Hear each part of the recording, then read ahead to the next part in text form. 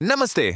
Midwest magic cleaning में आपका स्वागत है और आज हम चैनल पर अब तक की सबसे अधिक भरे हुए घरों में से एक पर काम करने जा रहे हैं। अब मैं कहता हूं भरे हुए, लेकिन जो कुछ भी आप इस घर के दौरान देखेंगे वह ज्यादातर कपड़ों और फिर बहुत सारे कचरे में होगा।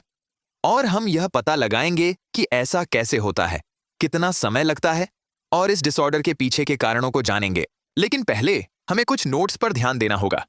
पहला यह है कि आज हम रसोई घर और लॉन्ड्री रूम करने जा रहे हैं और ये एक प्लेलिस्ट का हिस्सा है।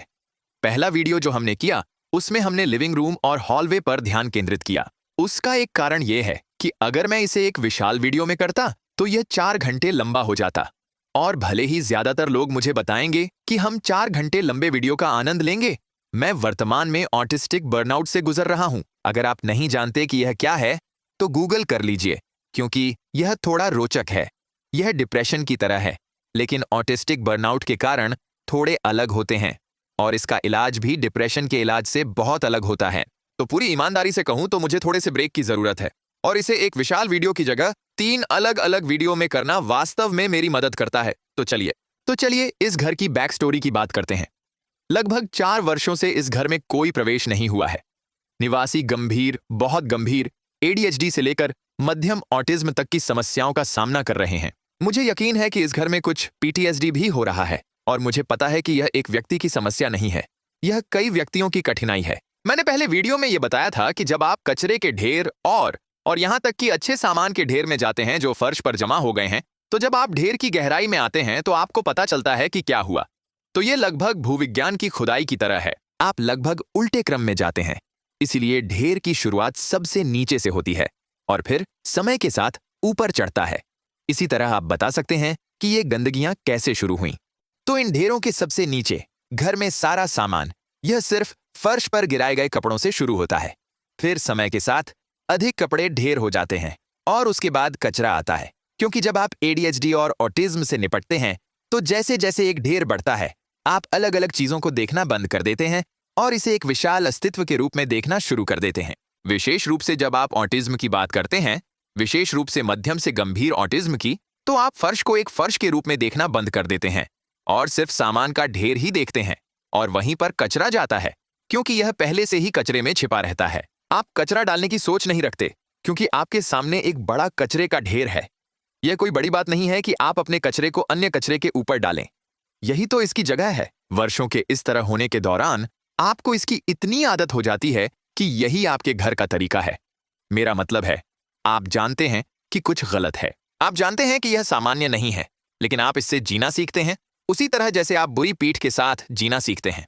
यह ऐसा है, हाँ, मैं सर्जरी करा सकता हूं या मैं भौतिक चिकित्सा करा सकता हूं या जो कुछ भी इसको सही करने के लिए कर सकता हूं, लेकिन साथ ही मैं बुरी पीठ के साथ ठीक से रह रहा हूं।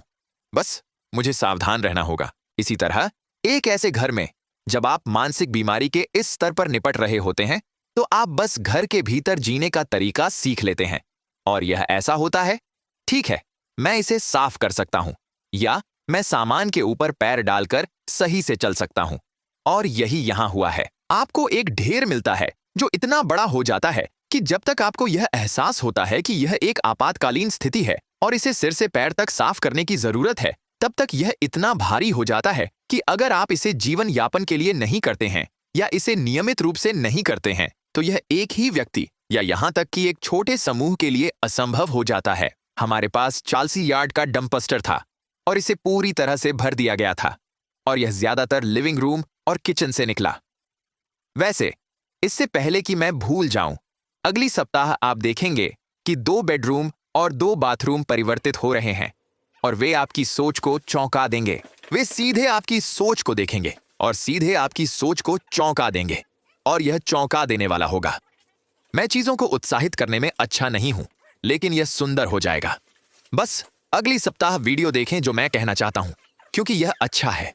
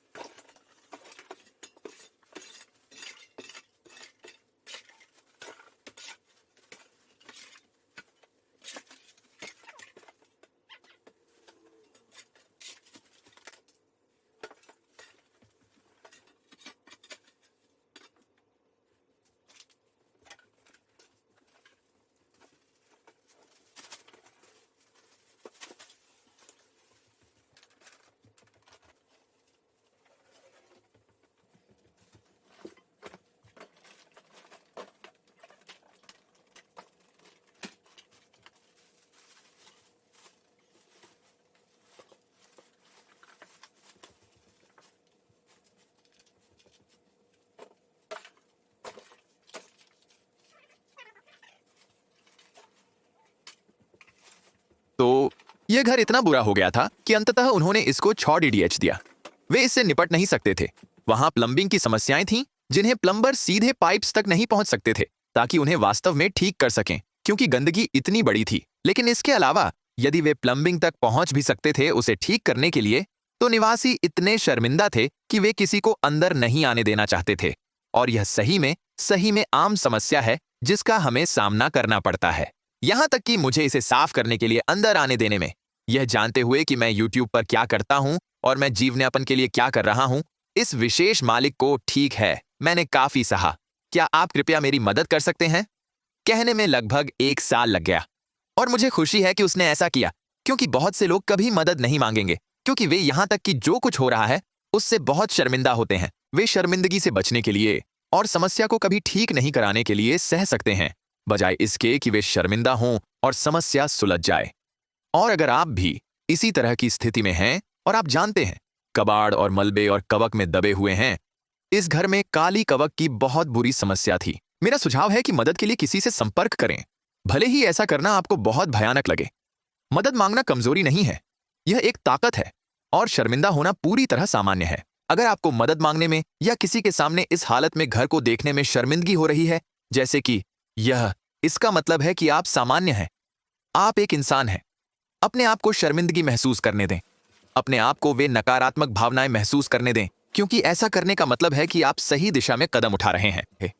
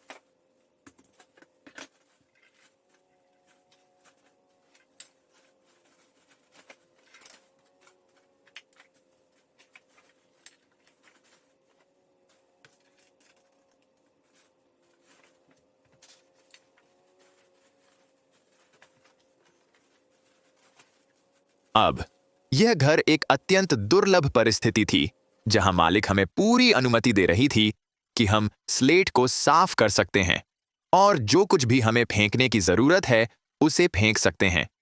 यह हमारे काम में अत्यंत दुर्लभ है। यह वास्तव में महत्वपूर्ण था क्योंकि इस घर में एक बहुत बुरी काली कवक की समस्या थी। जैसन और मैंने पूरे सफाई के दौरान मास्क और दस्ताने पहने हुए थे। यदि आप मेरे चैनल को किसी भी समय के लिए देखते हैं तो आप जानते हैं कि अगर मैं मास्क पहन रहा हूं तो स्थिति विशेष रूप से खराब है। मुझसे अक्सर पूछा जाता है, कुछ चीजों को फेंकने में कभी दुख होता है? खैर, इस घर में हम जो कुछ बचा सकते थे हमने बचाया, लेकिन यह बहुत कम था। लेकिन हाँ, कभी कभी कुछ चीजें फेंकने में दुख होता है। इस घर में बहुत सारे लेगो थे, लेकिन यह सब काले कवक के छोटे धब्बों में पड़ा था और मैं इसे नजरअंदाज नहीं कर सकता। मुझे यकीन है कि इसे साफ करने के तरीके हैं। मुझे यकीन है कि अगर आप इसमें थोड़ा ब्लीच और पानी डालकर इसे पकाते तो यह साफ हो जाता। लेकिन मैं खुद को बच्चों के खिलौने देने की स्थिति में नहीं रख सकता जो एक बार भी कवक लगे हुए थे। मैं उन्हें वह चीज देने की तुलना में नए लेगो खरीद कर देना पसंद करूंगा। मैंने एक जीवित मूस भी फेंक दिया और आमतौर पर मैं उन्हें बचाने का प्रयास करता हूं, लेकिन यह विशेष मूस बहुत ही रूड था और मैं रूड मूस के साथ नहीं रह सकता। मैं इसके साथ नहीं रह सकता। मुझे जो सबसे आम सवाल मिलता है वीडियो में और ऐसी सफाइयों के दौरान, तुमने इन चीजों को दान क्यों नहीं किया? तुमने इसे साफ कर सकते थे और सैनिटाइज करके दान कर सकते थे। और सच्चाई यह है कि आप गलत हैं। सॉरी, लेकिन मैं यह बहुत समय से कर रहा हूं। मैंने बार इसे किया है। हमारे क्षेत्र में जो बहुत ही कम दान केंद्र हैं, वे किसी भी चीज को नहीं लेते हैं जो किसी होर्डर के घर से आ रही हो। अगर किसी चीज में दाग या कवक का हल्का सा भी संकेत हो तो वे भी उस चीज को नहीं लेते। और ईमानदारी के साथ कहूं तो नैतिक दृष्टिकोण से मैं ऐसी चीजों को नहीं दान करता जो कि शुरुआत में ही कूड़ेदान में जानी चाहिए थी। कुछ लोग इसे वेस्टफुल मानते हैं और मैं इसे समझता हूं और महसूस करता हूं, लेकिन यह अधिक खर्च करने का परिणाम है। ऐसी चीजें होर्ड करना जिन्हें वास्तव में होर्ड नहीं किया जाना चाहिए था। इतना समय तक घर की सफाई न करने की वजह इसके लिए एक परिणाम है, और इस मामले में परिणाम यह था कि घर में लगभग सब कुछ फेंकना पड़ा।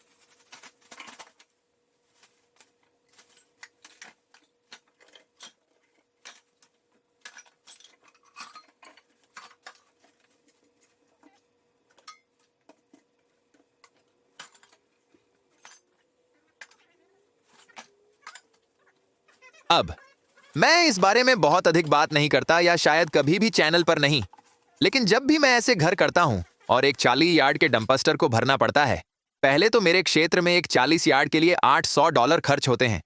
लेकिन अगर मुझे बहुत सारी चीजें फेंकनी होती हैं, खासकर जब वो चीजें अगर नई होती तो महान दान बनती। कभी कभी मैं बस एक चैरिटी में जाता हूं और इसके बदले में बहुत सारे पैसे दान करता हूं, और कभी कभी ये गिल्ट से होता है, और कभी कभी ये समझ नहीं आता कि मुझे लगता है कि मैंने बहुत सारी चीजें फेंक दी हैं। लेकिन मुझे यह भी पता है कि उन चैरिटी को उस चीज से अधिक नकद की जरूरत हो सकती है, और कभी कभी मैं चैरिटी के पास फेंकी गई चीजों की एक सूची लेकर जाता हूं और सिर्फ कहता हूं, यह मैंने आपको देने के लिए सोचा था। मुझे बस आशा है कि आप मेरी अच्छी मंशा की सराहना करेंगे, क्योंकि आपको यह चीजें नहीं मिलेंगी, लेकिन मेरी मंशा आपको देने की थी। तो यही सोच महत्वपूर्ण है। फिर मैं कागज को मसलता हूं और उन्हें उनके चेहरे पर फेंक देता हूं, और दुकान से बाहर हंसते हुए दौड़ जाता हूं, जैसे सक इट मॉम। मेरी मां वास्तव में कोई चैरिटी स्टोर नहीं चलाती, वह मर चुकी हैं। मैं बस उन सबको मां कहता हूं जो चैरिटी स्टोर में काम करते हैं। वैसे भी इस घर में हमने जो अजीब चीजें पाई, उनमें वास्तव में वस्तुएं जैसी नहीं थीं। यह फैक्ट था कि ओवन चालू था। तो कोई 4 साल से यहां नहीं आया है, लेकिन ओवन कम तापमान पर चालू था। सौभाग्य से जेसन ने इसे देखा, बंद कर दिया। लेकिन मेरा मतलब है, उस समय यह दिनों तक इसी तरह चल सकता था। यह वर्षों तक ऐसे चल सकता था। किसे पता है कि वह धक्का खा गया था या उसे सिर्फ चालू छोड़ दिया गया था, लेकिन यह निश्चित रूप से चालू था। दूसरी बात यह थी कि वहां वैक्स वार्मर चल रहा था, लेकिन मेरा मानना है कि यह उस समय की बात हो सकती है जब वह घर देखने आई थी, जब हम वहां नहीं थे, और वैक्स वार्मर में प्लग इन कर दिया, क्योंकि इसमें अभी भी वैक्स था। यदि यह 4 वर्षों तक चल रहा होता तो मुझे लगता है कि वैक्स इवेपोरेट हो जाता। लेकिन जब आप घर की सफाई कर रहे होते हैं तो यह हमेशा थोड़ा अजीब होता है, और आप मुड़ते हैं और देखते हैं कि एक मोम वार्मर प्लग इन है और चल रहा है। पेंट्री में सारा खाना 2016 में समाप्त हो चुका था। आमतौर पर लोग सामान एक्सपिरेशन डेट से लगभग 1 साल पहले खरीदते हैं, इसलिए वे 2015 में खरीदे जा सकते हैं।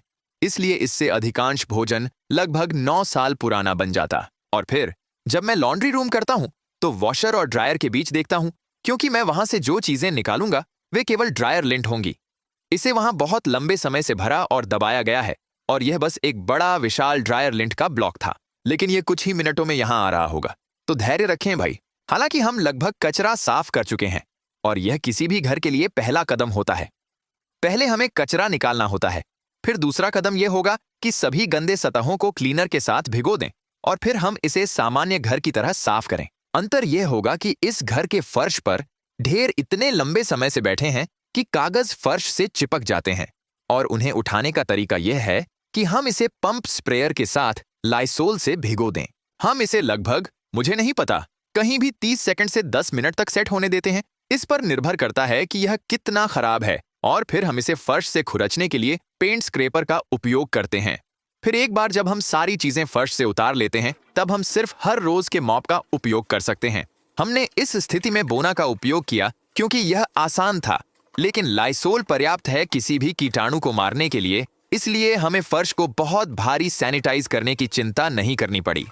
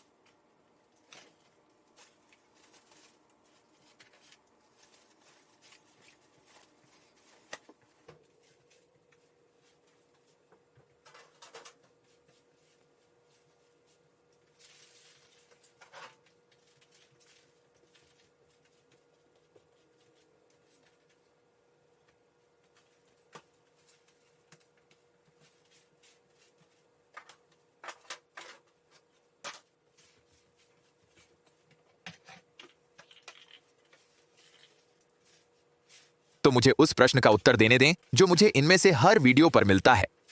मुझे यह प्रश्न कम से कम 10 बार एक दिन में, कहीं भी 70 से 100, कभी कभी 200 बार एक हफ्ते में मिलता है, जो है, मैं इस राज्य और इस शहर में रहता हूं जहां आप जो करते हैं वैसे ही सेवाएं कहां पाई जा सकती हैं। दुर्भाग्यपूर्ण सच यह है कि वास्तव में ऐसी सेवाएं नहीं हैं जो मैं करता हूं। मुझे दुनिया में शायद 5 लोग पता हैं जो मैं जो करता हूं वही करते हैं। लेकिन यदि आपको मदद की आवश्यकता है और आप इसे वहन नहीं कर सकते, क्योंकि आइए यहां फ्रैंक हों, यह लगभग $50,000 की सफाई जैसी है। कभी कभी आपके स्थानीय स्वास्थ्य विभाग के पास संसाधन होंगे जहां आप अपनी स्थिति को स्पष्ट कर सकते हैं और उनके पास एक कार्यक्रम हो सकता है, या वे लोगों को जान सकते हैं जो ऐसा करने के लिए वॉलंटियर करते हैं। शायद यह वही चीज नहीं हो, लेकिन कुछ ऐसा जो कम से कम इतना करीब हो कि वे आकर मदद करने पर विचार करें। यदि यह विकल्प नहीं है, भले ही आप धार्मिक नहीं हो, मैं स्थानीय चर्च में पूछने की सिफारिश करूंगा, क्योंकि यदि आप उस मंडली का हिस्सा हैं तो आपको शायद लोग मिल जाएंगे जो सिर्फ इसलिए मदद करेंगे क्योंकि वे आपको जानते हैं। और अगर आप उस मंडली का हिस्सा नहीं हैं, तो आपको लोग मिलेंगे जो मदद करना चाहेंगे क्योंकि उन्हें लोगों की मदद करना पसंद है। लेकिन जहां तक मेरी पर्सनल बात है, मैं वास्तव में यात्रा के लिए तैयार नहीं हूं। एक दिन मैं तैयार हो जाऊंगा, लेकिन मुझे नहीं पता कि यह कब होगा। हफ्ते में 100 घंटों का काम करने के अलावा मेरा एक नियमित जीवन भी है। मेरे पास एक परिवार है, मुझे अपने खुद के घर की देखभाल करने की कोशिश करनी होती है, और इसलिए मुझे बहुत सारे लोग मिलते हैं जो कहेंगे, मैं आपकी यात्रा, आपके खाने, आपके रहने की जगह और सब कुछ के लिए भुगतान करने के लिए तैयार हूं अगर आप आकर मेरी मदद कर सकते हैं। और यह वास्तव में पैसे के बारे में नहीं है, यह समय का मुद्दा है। लेकिन हाँ, याद रखें, अगर आप मदद के लिए संसाधनों के बारे में पूछ रहे हैं तो यह वास्तव में लोगों के प्रकट होने और फिर चीजों को कचरे के थैलों में भरने का मामला नहीं है। और फिर वह वही है, किसी को एक डंपस्टर के लिए भुगतान करना पड़ता है।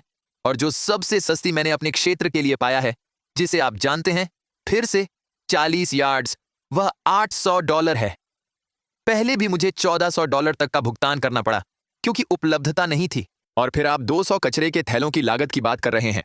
इस स्थिति में हम 200 जोड़ी दस्ताने 50 मास्क से गुजरे। अगर घर में बहुत सारी चीजें हैं जो नहीं फेंकी जाएंगी तो आपको गत्ते के बक्से या टब्स की लागत की जरूरत होगी।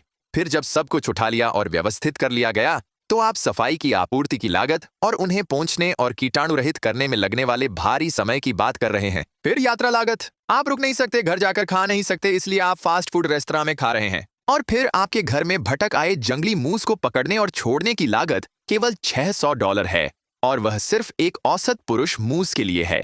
अगर आपके घर में पूरे झुंड मूस के हैं तो यह $2.8 मिलियन से अधिक तक पहुंच सकता है। मैं पैसे के साथ अच्छा नहीं हूं, मेरा मतलब है कि यह केवल मुफ्त की सफाई से अधिक है। जो कोई भी आपकी मदद करने वाला है वह इसे करने के लिए बहुत सारा पैसा खर्च करने वाला है। यह ध्यान रखना महत्वपूर्ण है क्योंकि यह सोचना आसान है, मुझे बस कुछ मदद चाहिए, क्या आप आकर मेरी मदद कर सकते हैं यह सामान बाहर ले जाने में। लेकिन जब लोग वहां पहुंचते हैं तो उन्हें एहसास होता है कि ओह, यह संभव करने के लिए बहुत महंगा होने वाला है। आपको यह भी याद रखना होगा कि इसे समय लगने वाला है। जेसन और मैंने ऐसा काम सैकड़ों बार किया है, इसलिए हमने यह घर 4 दिनों में पूरा कर लिया। लेकिन अगर मालिक इसे करना चाहता तो सिर्फ उसे और उसके बच्चों के साथ श्रम करते हुए यह आसानी से 1 से 2 महीने लग सकते हैं। और यही कारण है कि एक औसत व्यक्ति के लिए इतनी बड़ी गंदगी से निपटना अविश्वसनीय लग सकता है। लोग यह भी पूछते हैं, क्या आपको डर है कि यह फिर से इस स्थिति में वापस आ जाएगा? और उत्तर हमेशा नहीं होता है।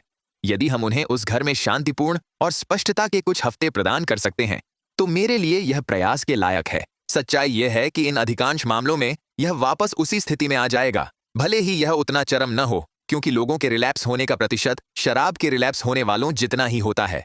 यह वास्तव में बहुत बहुत उच्च होता है। मनोवैज्ञानिकों ने पाया है कि इस डिसऑर्डर के लिए सबसे प्रभावी उपचार कॉग्निटिव बिहेवियरल थेरेपी और दवा है, क्योंकि ऐसे व्यक्ति में जो इस तरह की जगह में रह चुके होते हैं उनमें लगभग हमेशा एक विशाल विशाल चिंता होती है। और यह कभी भी सिर्फ इसलिए शुरू नहीं होता क्योंकि वे आलसी होते हैं और अपने भोजन को कचरे में फेंकने की परवाह नहीं करते। एक अन्य प्रश्न जो मुझे बहुत मिलता है और मैं वास्तव में हैरान हूं कि मैंने इसे चैनल पर अधिक नहीं बताया है, वह है, अगर मैं व्यक्तिगत रूप से किसी की इस स्थिति में मदद करना चाहता हूं तो क्या करें? आपने जो किया है वह देखा है, और मैं भी उसी तरह से लोगों की मदद करना चाहता हूं। अन्य सभी परिस्थितियों में मैं आपको फ्लैग की तरह फेसबुक से बचने की कहूंगा, लेकिन फेसबुक वह जगह है जहां आपको सबसे अधिक मदद की जरूरत होती है, क्योंकि यह एक निश्चित उम्र ग्रुप को सम्मिलित करता है जो ऐसा लगता है जैसे अन्य लोगों की तुलना में अधिक मदद की जरूरत होती है। तो जो मैं करता हूं वो ये है कि मैं स्थानीय फेसबुक ग्रुप्स पर पोस्ट करता हूं और मैं बताता हूं कि मैं क्या करता हूं और मैं मदद की पेशकश करता हूं। अगर वे लिंक की अनुमति देते हैं तो मैं अपने चैनल का लिंक देता हूं। मैं यह बताता हूं कि मैं सबको गुमनाम रखता हूं, मैं उनके बारे में नहीं बताता कि वे कौन हैं या वे कहां से हैं या कुछ भी। और फिर लोग आमतौर पर धीरे धीरे सामने आते हैं। उन खर्चों के बारे में जो मैंने पहले बताया था उनसे अवगत रहें, क्योंकि बहुत से लोग डंपस्टर का खर्च नहीं उठा सकते हैं और मैं एक भाग्यशाली स्थिति में हूं जहां मैं कर सकता हूं। लेकिन कई मामलों में, जैसे अगर आप डंपस्टर पर $800 खर्च नहीं कर सकते और वे भी नहीं कर सकते, तो अब आपके पास एक स्थिति है जिसमें आपको डील करना होता है। मैं इस कचरे का कैसे निपटान करूं? मैं इसे बैग में भर सकता हूं, लेकिन वास्तव में मैं इसके साथ क्या करूं? मैं अनुभव से बता सकता हूं कि अगर आप अपनी सफाई को फिल्म नहीं कर रहे हैं तो आपको सहायता मांगने वाले लोगों को ढूंढने में बहुत आसानी होगी, क्योंकि कुछ लोग इतने चिंतित होते हैं कि अगर उनका सामान फिल्म में है और कोई देख रहा है तो उन्हें पहचान लेता है। आप जानते हैं जो घर में है, क्या सजावट है, जैसे कि वह चीजें जो उन्हें उनके दोस्तों और परिवार से पहचान दिलाती हैं। लेकिन मैं आपको पूरी तरह से स्वार्थी दृष्टिकोण से बताऊंगा, मैं चाहूंगा कि आप इसे फिल्माएं, क्योंकि मुझे सफाई वीडियो देखना पसंद है और जो चीजें देखने में मुझे पसंद है उससे संबंधित बात करते हुए मैं 4 चैनलों को शाउट आउट देना चाहता हूं। यह चैनल पर एक हालिया परंपरा बन गई है। 4 चैनल जो मुझे काफी पसंद हैं उनमें से एक है फ्लॉलेस क्लीनिंग सर्विसेज। वह हर चीज करते हैं, दबाव धोने से लेकर बगीचे का काम तक। सुपर कूल व्यक्ति एल ब्लेड्स। और अगर आप नहीं जानते कि एल ब्लेड्स कौन है तो आप खुद को यूट्यूब का फैन भी नहीं कह सकते। लेकिन वह एक सुपर सुपर अद्भुत व्यक्ति हैं जो यार्ड्स को मुफ्त में साफ करते हैं, उन्हें काटते हैं, बहुत सारे त्यागे गए प्रॉपर्टीज को साफ करते हैं। उन्हें देखना एक खुशी है। दे कार्ला प्रोजेक्ट, यह एक और सफाई चैनल है। फिर से उनकी व्यक्तित्व भी बड़ी आकर्षक है और वह बहुत शानदार सफाई करती हैं। और फिर अगर आप वुडवर्किंग और फर्नीचर रेस्टोरेशन में रुचि रखते हैं तो एक चैनल है फ्लिपिंग ड्रॉर्स, जहां एक व्यक्ति कूड़ेदान की तरह के फर्नीचर को लेते हैं और उसे शानदार चीजों में बदलते हैं। इसे देखना बहुत अद्भुत है। साथ ही उस पर बिल्लियां भी हैं, तो इसे बिल्लियों के लिए देखें और वुडवर्किंग के लिए भी।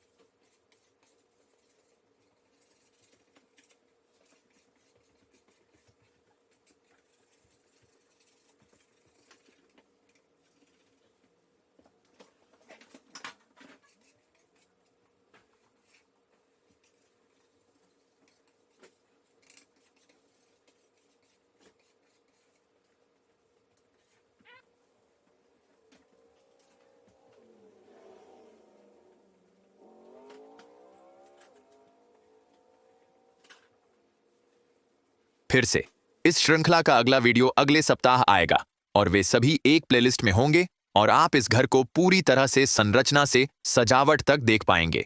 इसके बाद बचे हुए बस 2 बेडरूम्स और 2 बाथरूम हैं और फिर से उन पर परिवर्तन बहुत शानदार है। ये सचमुच अद्भुत है। अगर आप नहीं जानते थे तो हमारे पास एक केवल सदस्यों के लिए विशेष अनुभाग है। इसके 3 स्तर हैं। पहले स्तर में आपको डिस्कॉर्ड का एक्सेस मिलता है। दूसरे स्तर में आपको सप्ताह में एक अतिरिक्त वीडियो मिलता है, आमतौर पर मंगलवार या बुधवार को। हम वहां लाइव भी करते हैं। तीसरे स्तर के बारे में हम बात नहीं करेंगे क्योंकि वह पागल लोगों के लिए है। बस उसे जान लें कि वह मौजूद है। इसके बारे में चिंता मत कीजिए। मेंबर्स, मैं आपसे इस बुधवार मिलूंगा। अन्य सभी, मैं आपसे अगले वीकेंड मिलूंगा। फिर मिलते हैं।